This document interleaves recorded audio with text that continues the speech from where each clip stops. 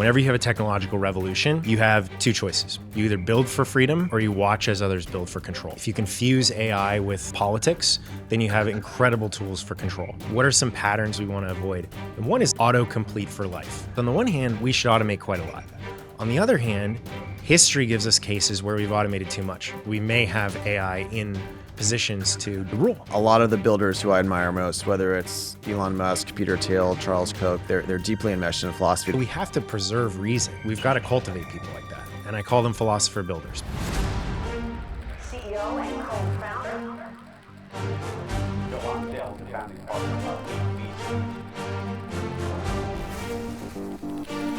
Palantir co-founder.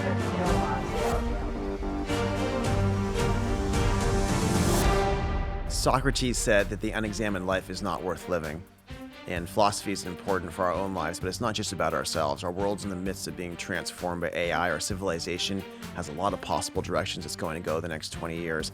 And the very nature of our own realities and our own experiences is going to be changed dramatically. And the people building this, a lot of them have no grounding in philosophy. There's a lot of really scary, really bad ideas that could lead to very dystopian, very authoritarian futures. At the same time, there's a lot of amazing things that can completely change the world for the better for all of us if we get the philosophy right, if we get the grounding of these ideas correct. My friend Brendan is a very successful entrepreneur, has worked a lot in AI, in defense, and insurance, and a bunch of other areas. And after having a lot of great success, really started spending time on philosophy. He started the Cosmos Institute to help create Philosopher Builders.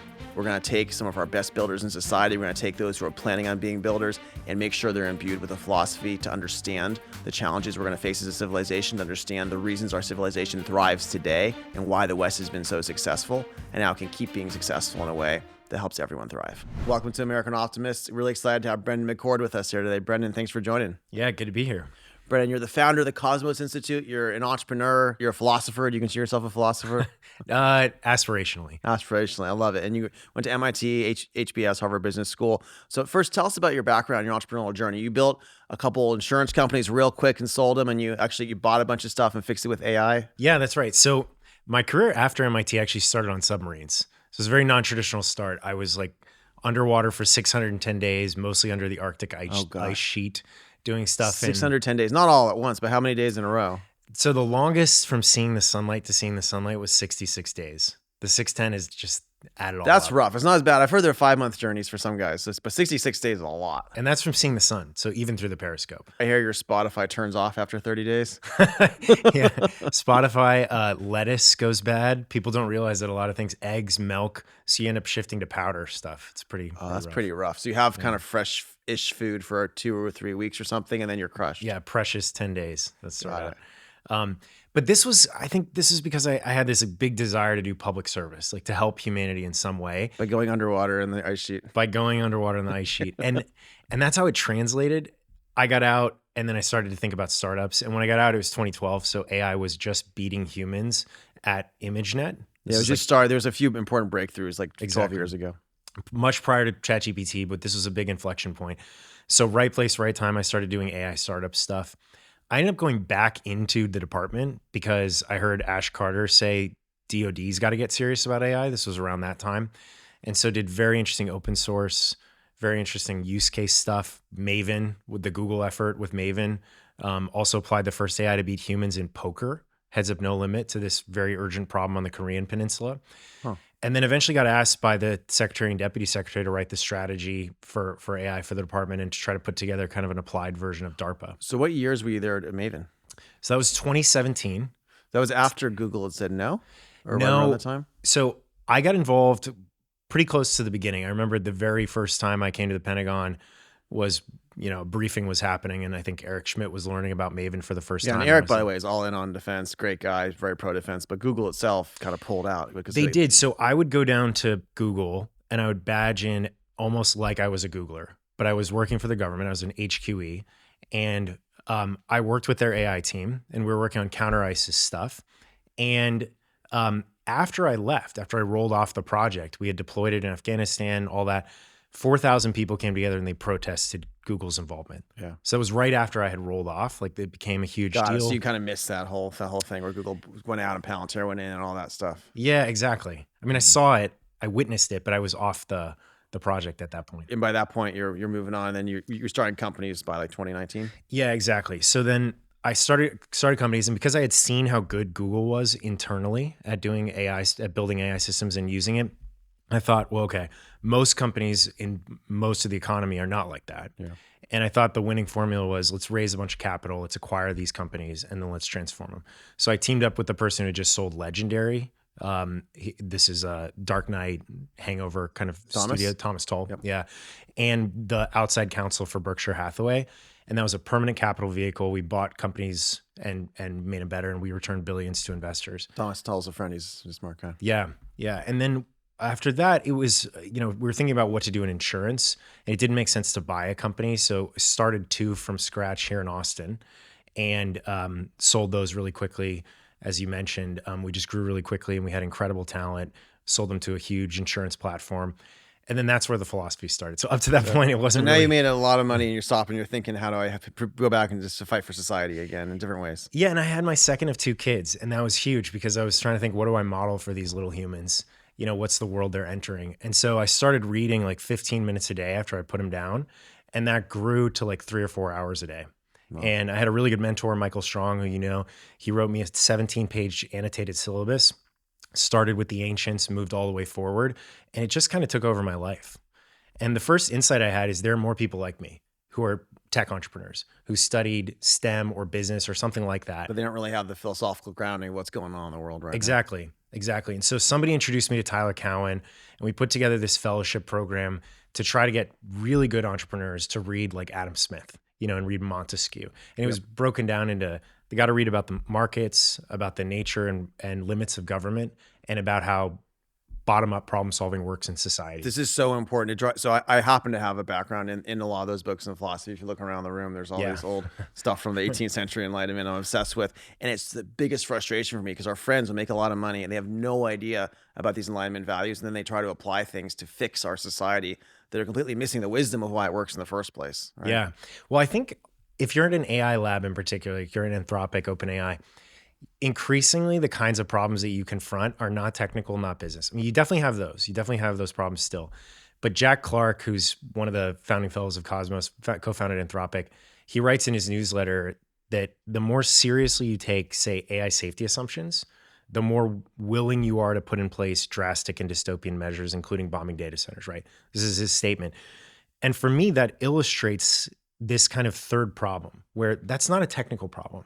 This tension between safety and progress, right? It's not a business problem.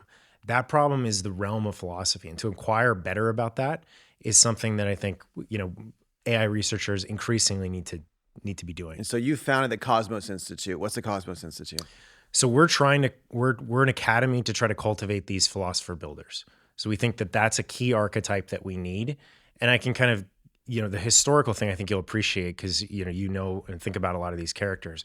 So my contention is that whenever you have a technological revolution, you have two choices. You either build for freedom or you watch as others build for control. And I'll give you examples of this. So Benjamin Franklin in the US, he builds a network of libraries and independent publishers that takes the printing press innovation and realizes the democratic ideal of enlightenment, of spreading knowledge. At the same time, you have Joseph Goebbels, who takes the printing press and turns it into a system of mass manipulation. Forward to the Industrial Revolution, you have people like Adam Smith theorizing about markets, creating broad prosperity. You have the Soviets taking industrial technology, twisting it into a system of economic domination. And then lastly, in the Internet Revolution, you have people like Tim Berners-Lee, who embed decentralization into the technical fabric of the World Wide Web, give us an expressive open internet. And you have China creating the Great Firewall and the social credit system that creates this web of conformity and control. And this is a big challenge, obviously, today with China, potentially with AI, right? So AI, I guess you're positing, is the next big technical revolution. We're spending, I think, $1 trillion on it right now over the next several years. And I guess there's a question of whether or not China's vision or another vision wins for this, right? Exactly. Yeah, I think it'll be the biggest infrastructure build that humanity has ever done, I think. I think you could make that argument. I think we will hit $1 trillion in the early 2030s. You have China coming with its vision of techno-authoritarianism and control, and this is a very exportable vision. It could go to other places in the world. Well, I guess the worry is there's people here who might actually go along with that as well if we're not careful. People here, people in Africa. I mean, it's a very enticing vision, right? If you can fuse AI with politics, then you have incredible tools for control. Mark Andreessen, if you look at recently, he's been on a lot talking about how it seems like that the previous administration was trying to choose just a couple winners and control it that way and centralize things. Yeah, well, and I think what's interesting is that you have a lot of different impulses giving rise to the same form of top-down control. So some people are coming at it. In the case of China, it is expressly a control, Expressly authoritarian. goal. Yeah, but there are people who have genuine concerns about safety. Say they think that we're going to destroy humanity, and their prescriptions based on that are that we should have a world government. And this is the same solution set that's a kind of vector for tyranny. It invites tyranny from totally different means. There are also people who really want to focus on a specific notion of fairness. So they want to focus on material equality, and they think that AI could throw that out of balance. And so therefore we need a top-down kind of system to be able to redistribute wealth. They want what is ultimately an authoritarian system because they want top-down to impose their vision of the world on everyone else. Exactly. Basically. Let's go back to the world government thing for a bit, because this is a huge point of contention, I think, with a lot of the left. A lot of people seem to want to impose this on us and seem to want to work towards it and to force US into these global kind of frameworks that take away our autonomy. And obviously to a lot of us who believe society should be free and work bottom up, this is like one of the worst things ever. We'd fight to stop. Like what's the history in the Enlightenment or more recently with this world government idea? Because it comes up a lot in a lot of this work. Yeah. So one example here is when Alexis de Tocqueville comes to America in the 1830s, or around 1830, he goes to New England townships and he sees something that's totally different from what he had seen in Paris. Paris is very hub and spoke. Like the government in Paris controls France at that time. And in America, in New England townships, you see something totally different, which is bottom-up people associating spontaneously, solving problems. They need a bridge, they go build a bridge. And it's this incredible release of energy. And Tocqueville thinks that this is very important. The reason he thinks it's important is not only because of the vibrancy, but because he recognizes that in democracies in particular, the individual is weak. The individual versus the state is not a fair match. If you're a serious aristocrat, maybe you have a chance, but individuals in democracy are weak. They're also weak relative to other forces like the will of the majority. Yeah. And so Tocqueville says it is essential that you have a decentralization and a vibrancy that comes from the bottom so that they can fend off these powerful forces. If they do not, then they'll end up with encroachment. They'll end up with what he calls soft despotism. We could talk about that. More recently, I think, one of the most interesting debates on this issue is Leo Strauss versus Kojève. And they talk about this, and I would just leave it to listeners to look this up. But if you want to look up, this idea of world government or universal, homogenous, perpetual tyranny, like the Strauss-Kojève debate is probably the single best academic piece on that point. Because this thing keeps coming up as a default of the far left is in a way that's, I think, really terrifying, and it ties into a lot of these things. I want to ask you about authoritarianism and control. Since you spent a lot of time on philosophy, AI poses a really interesting challenge for us because it's becoming an operating system for a lot of things. And already there's a lot of industries where like 20% or even 50% of people's time and action is in some ways dictated by the computer. Like the computer, by seeing everything, by knowing what's going on, is very powerful, suggesting what to do next. There's some really advanced areas of healthcare where this is probably actually what you want, is for the computer actually to be wiser and show what you can opt out, but you're probably going to go with what it tells you to do in lots of cases. And so in some sense, we are creating this control layer for our civilization that we are going to be following more. And is that authoritarian by its nature? Is there a way for that not to be authoritarian? How do we think about that? Yeah. One of the most interesting questions. So there's a mathematician named Alfred North Whitehead who says that the measure of civilizational progress is the extent to which we can perform important operations of thought without thinking about them. So what is he saying there? Well, what he's saying is we should offload. He's saying offloading is good. Example is I woke up this morning, I jammed a toothbrush in my mouth, and it wasn't because I had reason from first principles on dental health. Right? You might just do certain things by default. You do certain things by default. And moreover, that is what enables you to think about other things. Like it builds up this edifice of civilization. So on the one hand, we should automate quite a lot. On the other hand, history gives us cases where we've automated too much. Normal people who don't have great evil, genetically or they weren't engaging in active malice, became concentration camp guards Yeah. because they outsourced gradually, bit by bit, pieces of their moral deliberation. Just going along with what people were doing. Exactly. So letting people think for us can be very bad. So this introduces a very big paradox. It's like the Stuart Mill quote, correcting and adjusting his opinion by claiming it with others. So like there's certain people who they just did automatically just to think what everyone else thinks, right? Yeah, and Mill, I think, has a very keen observation that we tend towards passivity. Like human brain works on glucose. There's only so much glucose to go around. We're biologically wired to be passive. So AI presents this very interesting, sinister, it's very good in the sense that it can offload plausibly everything, but it's bad in the sense that it entices us to give up more and more. And so one thing I think about is like, let's make this practical. I think about what are some patterns we want to avoid. And one is like autocomplete for life. Like you're familiar with autocomplete, you write, you get another word.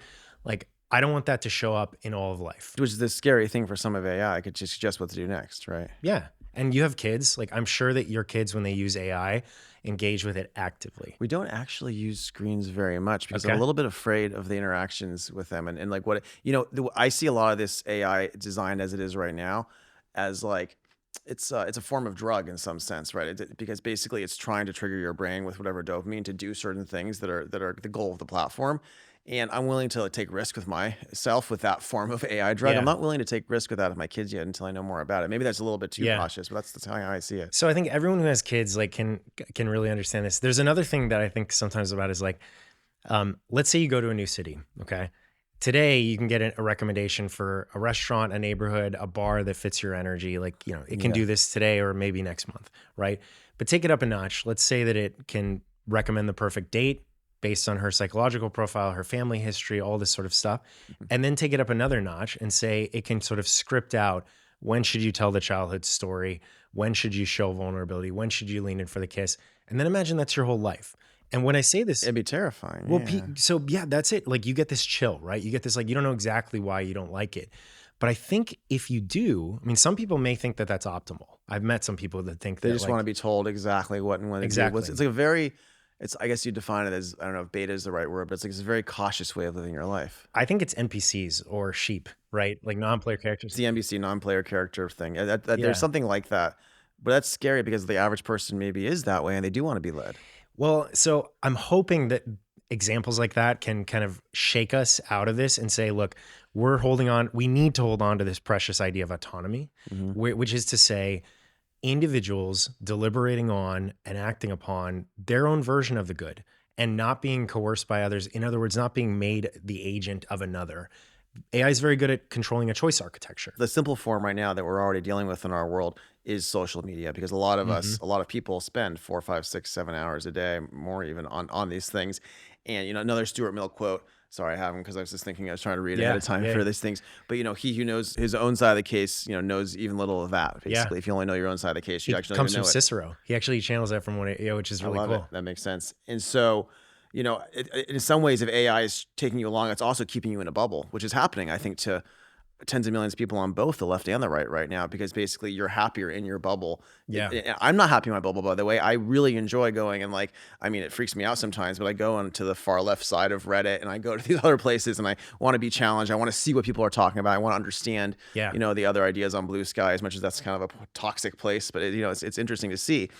Even though I spend more time on Twitter or X, obviously, but isn't the AI naturally going to keep us in our bubbles based on these NPC preferences? Yeah, I think today that is the way it works. And you get, as you said, you either get kind of an impoverished echo chamber where you don't have access to these wide and diverse views, which means you don't have access. It's not truth seeking.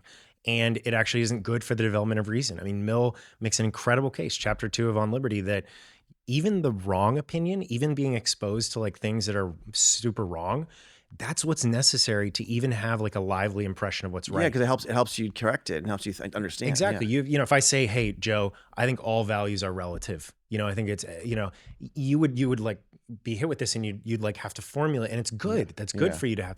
You don't want to protect people from dumb ideas. You want to engage with them. You don't. And the other good thing is, or the other thing that I think is concerning is, it could create a hall of mirrors culture where everyone has a kind of a self-curated reality, very convenient, ideal even. Was it the problem is AI lets you personalize a really complex reality just for yourself that just keeps you feeling safe? It does. I will say though, there are other ways, right? Like a provocateur AI is a really interesting concept that we're thinking a little bit about now, which is like, how about an AI that challenges you? How about an AI that like puts you out of your comfort zone in ways that you don't understand? What percent of humanity opts into that though, versus opting into this like really soft, like nice world? Yeah, so it depends, right? Like, so when you use a Bloomberg terminal, you actually want to optimize for decision quality. Yeah. When you are scrolling at night, you're kind of in engagement mode, right? Yeah. So what does that tell an entrepreneur? Well, it tells maybe like look at those markets first, where like decision quality actually Interesting. matters. So actually, there's actually a professional need to make a good decision, need to understand the world. That's where you're going to get people to engage with like much healthier areas. I think that's right. And I have this optimistic hope that it can trickle down,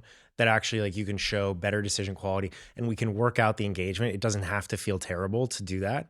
It doesn't have to feel painful. Like Socratic, dialectic actually feels quite fun. It feels hard, but like if you do it right, it's a blissful experience. So I'm hoping that can kind of trickle down. I want to jump to just high level for people, the various approaches right now that dominate the AI discourse, right? So there's, I think you define these, there's the Doomsayers, there's the Accelerationists, I think there's the Regulators, and there's Techno-authoritarians, and there's a four-list. So what do you think of each? What are the Doomsayers, first of all? Okay, so that's the most, that's the intellectual incumbent, I would say. That's the most dominant philosophy in the practitioner community. And it's three philosophies in a trench coat, but they're all very entangled. One is effective altruism, one is rationalism, one is long-termism. So three things, you might hear these terms, but you can kind of put them together and say those are like the Doomsayers. And the gist of it is that AI could pose a risk to humanity and we should pause. It's kind of like Oppenheimer when he had this, hubristic awe of his own creation. Yeah. Or you could say like a tragic kind of Prometheanism where like we got fire from the gods and now we regret it or something like this. And so that school tends to then follow like one of the main equations. People get mad at me for saying this, but this is actually the way that a lot of folks think about it, is even a tiny probability of doom multiplied by negative infinity utils equals negative infinity. I feel like this is Elon's comment on it as well. So Elon, I think, is an interesting person because he's like kind of started from this position, and then I think he's moved forward to a more positive view on interplanetary life and sort of those. He's naturally an accelerationist himself in everything he does, but then he also has in the back of his mind this awareness of that utility, which is scary. And it's a very math ready kind of proposition. It appeals to those who think that reasoning is the same as Bayesian stats, or that morality can be reduced to like a currency that can be optimized. Tell me more about that. What's immoral about the Doomsayers? Well, so I mean, the key premise is that moral questions can be reduced to a thing that's called a util, or to a common currency. This is something I would reject. In other words, I think that endemic in morality is the idea that you have a bunch of good things that are incommensurable. They can't be calculated, like courage, courage in battle, familial love, religious observance. How the hell do you compute those things? You can't. They're actually sharply heterogeneous goods. And I think because you can't do that, the sidestepping move that a lot of these folks do is they say, well, the thing we really care about is human life. We're just going to focus on human life. It turns out there are a lot of other human goods than mere life that we should be focused on. Yeah, we don't want to be in the matrix. Yeah, and so it's that. So I reject those premises. The other thing is that we're very bad at predicting the future. Like the car came around and then it sparked the sexual revolution. Who predicted this? When you have complex socio-technical systems, it's very hard to predict. You can pretty reliably predict like along the lines of scaling laws, where like you add some compute, you get some performance. That's a narrow technical prediction. But then predicting within a broader socio-technical system, impossible. So this group has, I think, very low epistemic humility. And let's go to the accelerationists. So this is generally seen as a positive thing, but I think I think you say these people are pushing like towards like AI supremacy and innovation without considering some of the nuances of human flourishing. What do you mean by that? So I think like the role of optimism, the power of markets, like I think I'm totally there with it. I think a lot of times this is a reaction to the Doomsayers, where we're just this is broken, so let's just accelerate and let's not let these people hold us back and block us from fixing things. So that's where it comes from. But what are they missing? Well, so I think they are taking this idea that, and I'm referring now to the more orthodox accelerationists, that hey, human life began a certain way. It began because we spontaneously evolved some ability to absorb and harness energy. And I buy that. I think that's a plausible explanation for how human life started. Because it started this way, the logic goes, this is the ultimate measure. Our ability to absorb and dissipate energy. This is where no one as a talks about civilization. Kardashev level Kardashevs, civilizations. It becomes almost it's like a quirky thing to obsess over. Yeah, and so it becomes like the ultimate goal is almost the ultimate end of human life is a kind of technological progress, or it's a progress in harnessing energy. I think that completely confuses the means with the ends. I think technology is incredible equipment for human flourishing, but I don't. We do want to be a higher level of Kardashev civilization. That's probably very great because it gets greater ends. And we want better technology and better energy. I agree with all that. But to say that that is the ultimate end of human life, that's what we move towards, gives you these kind of sinister conclusions, which is like we should pass the baton to this higher, better intelligence if we can. In other words, like that's a pretty scary. There's not a human good beneath it that we should intrinsically. You want to be pro-human as part of this. What are the other things that come out of that? Like what are the other ends then, other than that we should be thinking about? So one is like, what are you oriented towards? Is your North Star thermodynamics, or is your North Star a notion of human flourishing, which I take to mean a discovery and development of one's unique gifts, and then the use of those to kind of become the person you want to be. So it's part Aristotelian, part individualistic. That's a notion of human flourishing. When you say Aristotelian, it like reminds me of like using like your higher, like it's like working on more complicated problems, like using your higher capacity to like engage and do good things. Using your higher capacity to do the things at the sort of top of the hierarchy. Like when I think about, this is a very helpful framework that people who don't do philosophy sometimes don't encounter, but like a lot of times we do something for the sake of something else. Like we make money often because money is a means to some other end, right? So accelerationists would be like the person who's making money for its own sake. It's almost for its own sake would be, not careful. But then you can walk all the way up this kind of causal chain, and it's like at the top comes the things that we do for their own sake. And this is stuff like contemplation, right? That we do for its own sake. And it's like the highest goods. And so what this definition of human flourishing wants you to do is it recognizes that you as an individual have unique gifts, and you have your own definition of what that good may be. But the development and the pursuit of excellence against that highest good of yours is something that we should promote. Okay. Yep. If you buy that, then there are some things that tend to conduce to that, or like causally efficacious. One is the use of reason, right? You and I can disagree about what the ultimate good is, right? But both of us have to use reason to an extent to get there, right? We have to think about the alternatives. We have to think about, what do we do today, given our sense of what is good? So we have to preserve reason. And as we talked about before, tending towards passivity, like this can atrophy. So that's one thing. Another is autonomy, which is to say we've got to be able to, make this deliberation and then act upon it. And we can't be coerced by, some government to do someone else's bidding. We have to be able to attempt to pursue happiness, not to attain it. And then the third is systems that resist centralized control. Like there has to be this decentralized, release of energy to allow us to maintain those, protected spheres. So I would say those are three examples of human goods that we need to preserve, and that very few people are thinking about in the AI sphere. Well, especially decentralization, I think is something the AI people tend to be very bad at understanding. Yeah.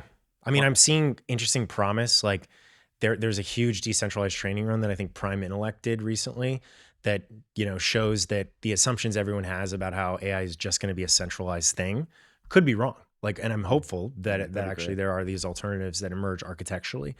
But I agree, like for the most part, people have decided that AI is a thing that needs to be centralized. Yeah, Peter Thiel always saw it as like a pro-authoritarian thing that's going to like lead to more of that, which is, I'm hoping that's not the case. I'm seeing some of the smartest people, like Google had a federated learning team. I think they still do.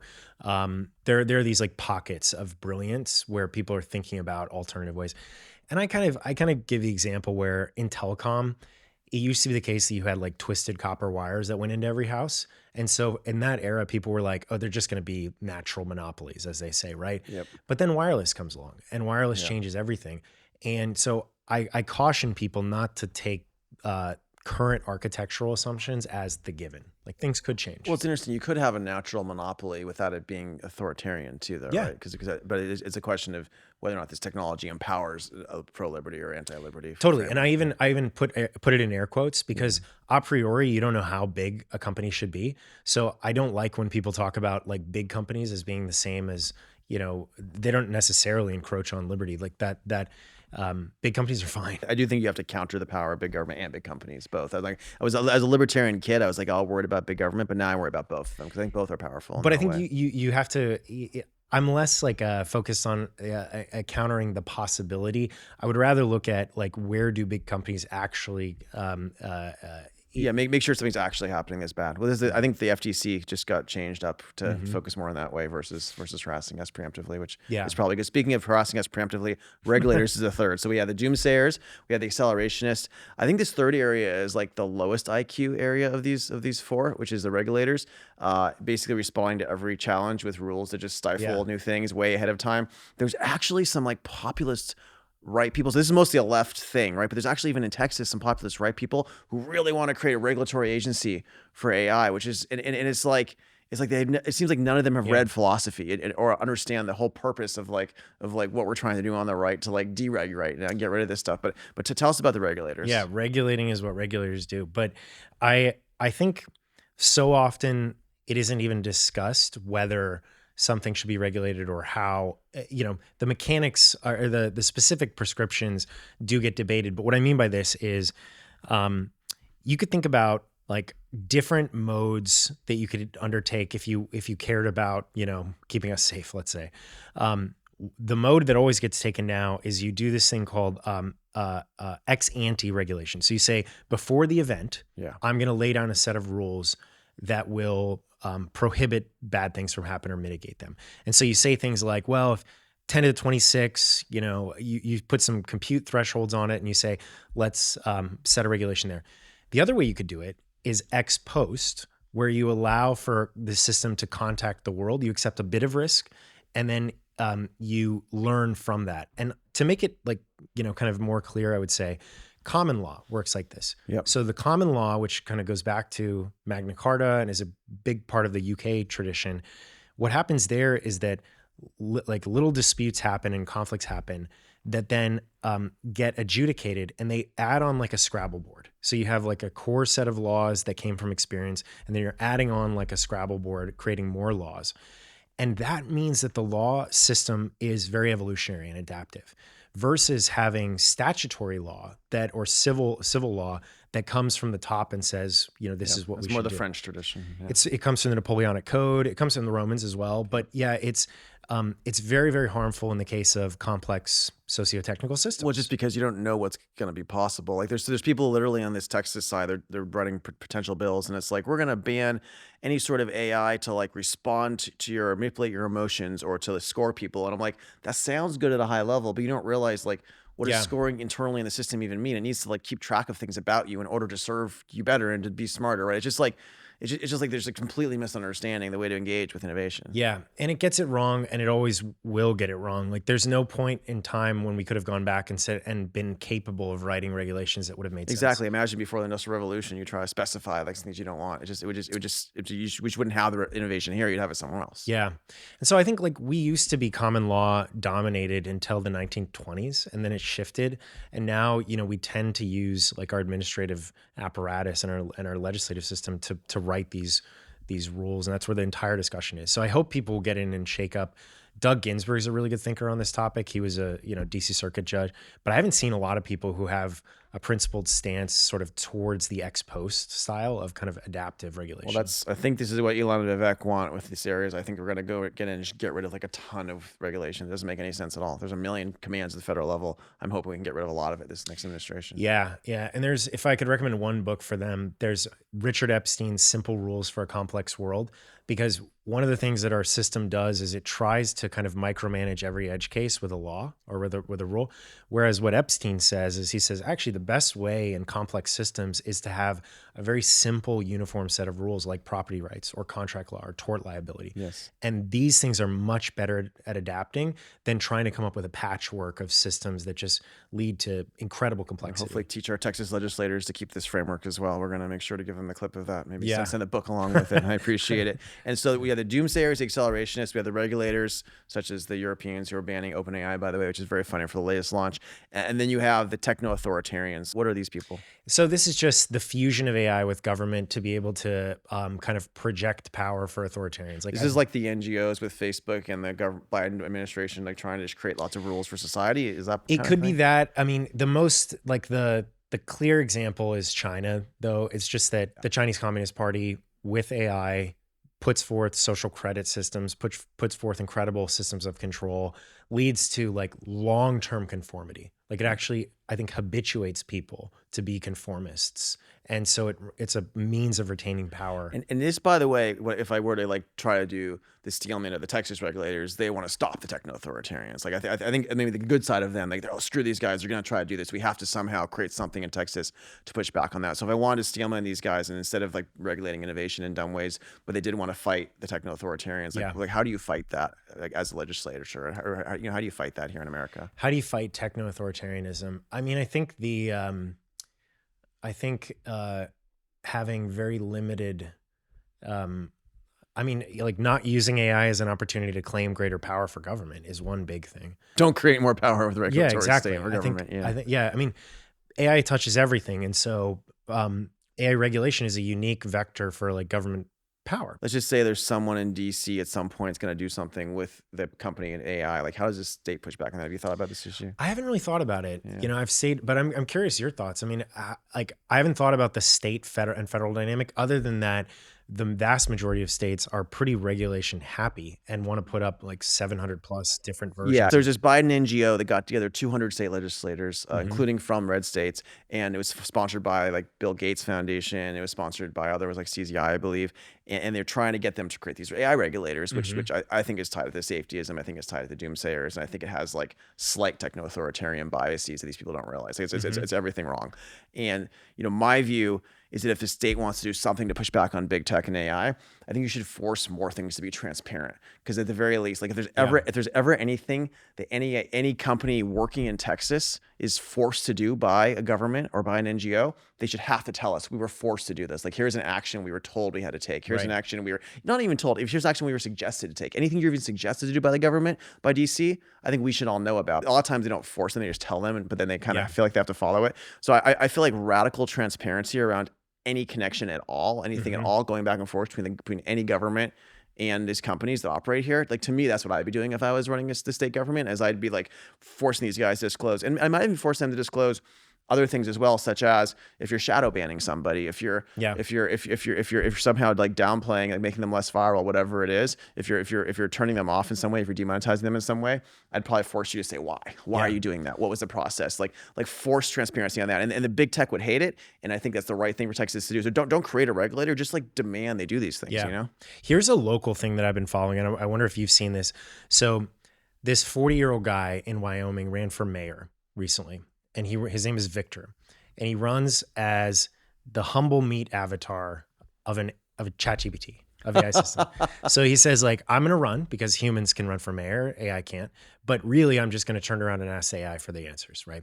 He didn't win. But I think this is interesting for a couple of reasons. One is that it could be prophetic. Like, we may have AI in positions to rule. There's a great Silicon Valley book about this happening in 2040 for president. Yeah, it's like very, it's very. To me, it's very scary in some ways. It's super scary. But the other thing that's interesting is, why do we feel that AI can rule? Like, what is it about us psychologically that thinks that AI has some title to rule, or that has some impartial expertise? Because it does have that air, right? Yeah. I asked my kid I was asking my kid, you know, if you had a human and an AI, you asked the question, which is right? She said AI, of course. And I said, what if you have two AIs? And they asked this, and she's like, well, I don't know. But basically, we have decided that AI is just better, you know, at some things. And I think this is a really problematic conclusion. Especially because it doesn't have the philosophy or the principles built into it at all right now. Absolutely. No, it absolutely doesn't. It doesn't reason. I mean, there's this is like a contentious statement, but You know, the three pillars of AI human flourishing. Mhm. But if we jump to those, it's reason, it's decentralization, and and it's autonomy. Yeah, human autonomy. human.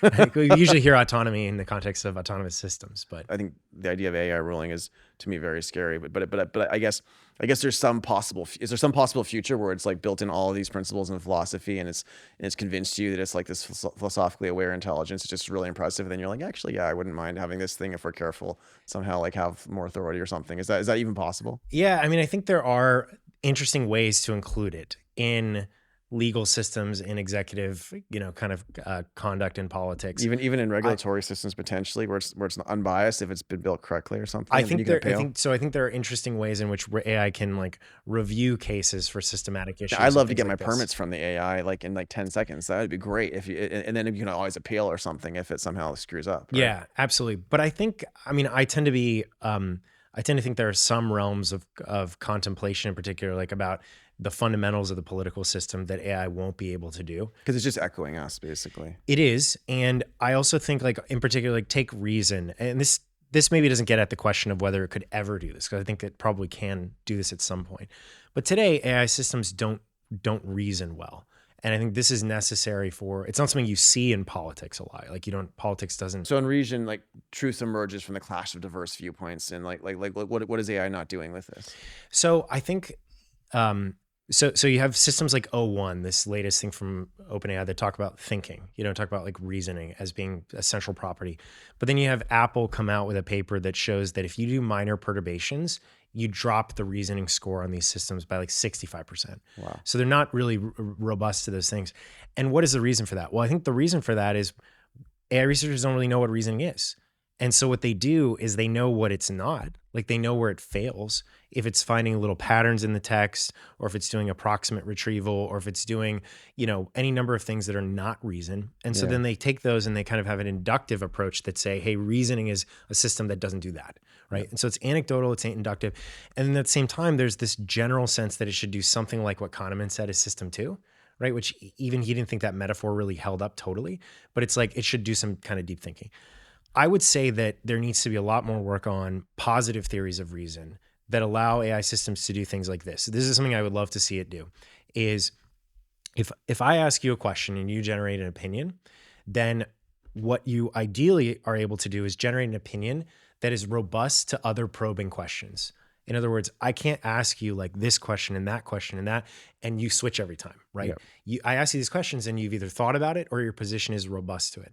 AI cannot do that today. It almost should probably have something where it automatically asks yourself a bunch of questions before answering, and so it's consistent or something. Exactly. So what I would love for it to do is like you take a central question, and I would love for AI to map out just generate tons these of other and questions knowledge around graphs. it, where it's like, yeah, you have to have an answer. You have to have contended with this. That's how it works in the real world. Basically, there's lots of context and pairing of context in order to make it work. So Yeah. we have these pillars of AI and human flourishing. Like, what are you doing to apply these principles? What's the goal? How are you working on Okay. it? So the big thing here then is that I talked about how Franklin and Smith and Tim Berners-Lee made a huge difference, right? In having technology bend towards freedom and away from control. And so the conclusion from that is we've got to cultivate people like that. And I call them philosopher builders, people who are, on the one hand, willing and able to contemplate deeply about the ends of the technology. And on the other hand, they can actually build stuff. Mm-hmm. And I think about like, do our institutions prepare those people today? And I say no. And I say, like, you start at universities, right? And I'm going to make a general statement. I'm a big supporter of University of Austin, which I think is an exception here, but they train narrow technicians or conforming ideologues. Yep. Tech companies train people that are very good at optimizing the means, not very good at deliberating on the ends. Yep. And then think tanks, theorists that don't build. And so I look at the major institutions that should be producing these kinds of people when we need them most, and I say they're not there. Yep. So then I say, okay, how can we do that? How can we cultivate these kinds of people? And I think partly it's education. Like, I think there needs to be a course by whatever, formulation we say that fills the gap, where if you studied computer science or you studied business, this gives you a kind of scaffolding for some of these philosophic issues so you understand and pick up that habit of mind. There's some education there, or we did a course at Oxford where when we talked about collective intelligence, we read Mill, and then we also had the head of collective intelligence at Midjourney. I think this format where you're kind of getting a little bit of the foundational stuff and a little bit of the bleeding edge, really powerful. I mean, the philosopher builder concept, yeah, it's very similar to what we're going for at the university. Absolutely. I love it. And, Yeah. you know, I'm curious, Oxford is, I would kind of think of it as like the Doomsayer regulator place with lots of nihilists and cynical people. Like you're kind of going into the heart of the beast there. You think there's a chance to turn around some of these people? Yeah. So Oxford has this like 1,000-year-old tradition, you know, people like John Locke and Adam Smith, and, you know, There's some really great people there in the 18th some century. some good people there. You gotta bring it back, huh? But it's supremely good for philosophy generally. The second thing is that it's a federal system, kind of like, you know, early US concept where each college has a lot of independence. And so it's very hard to start things, a lot of distributed complexity. But once you start, there's a lot of freedom. And then I think the other thing is, you're right, Oxford is the epicenter for existential risk, effective altruism. Effective altruism comes from Bentham through Singer and McCaskill. Yeah, this is like a rot in our civilization that's centered there. So it's problematic, but they've shown that it is possible for these academic theories to leap out of academia into tech.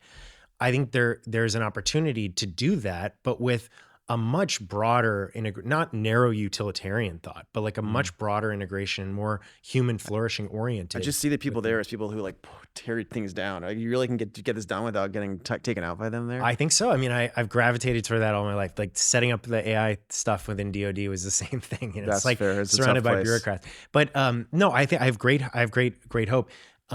But it's going to be radical and different. And I also think there's an Oxford-Austin axis that I have to work on, because what I like about Austin is it's entrepreneurs that are unafraid to build outside of the Silicon Valley orthodoxy. Yeah. And I think that's really necessary right now. There are these like strong mimetic bubbles in Silicon Valley where people don't even really think, they're busy and they're like, all my other friends care about existential risk, I'm in, you know? And I worry that unless you can get outside of that bubble, you don't really have, you know, much opportunity to build. You need an outsider mindset to confront and fix these problems for sure. Yeah. For me, Austin's perfect because in some ways it's the outsider city, but then it also has this like deeply technical culture and has a lot of builders here for that. So we got to do more here. But the other things we're doing are Tyler Cowen's a founding fellow. I know he's, you know, he's a legend. Of yours. Yeah.